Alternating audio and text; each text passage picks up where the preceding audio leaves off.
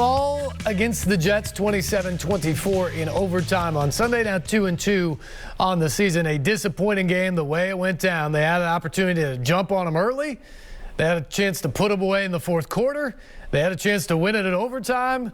And instead, they lose to a team that hadn't won a game to this point in the season. A very, very frustrating day at the office. John Burton with our guys, former Titans linebacker Keith Bullock and Jonathan Hutton, to break it down after the game.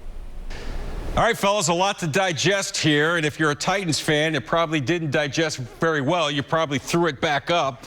Let's start with you, Keith. I kind of felt the Titans kind of let the Jets hang around in this game. And even with the key players out that we mentioned, still a disappointing loss.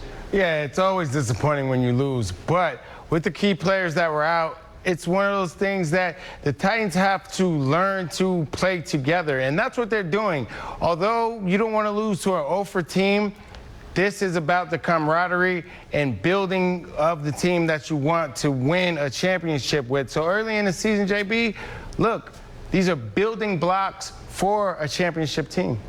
No question. And Jay Hutt, we didn't show these in the highlights, but Ryan Tannehill was sacked a whopping 7 times today.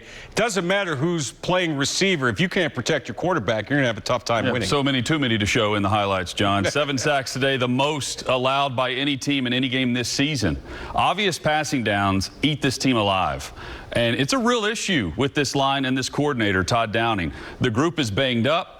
The guys who are healthy are just not good enough. They have a second-round pick who doesn't even dress on game day. But Todd Downing has to figure this out. Arthur Smith faced the same injury issues to this group last year, and they allowed just 24 sacks all year.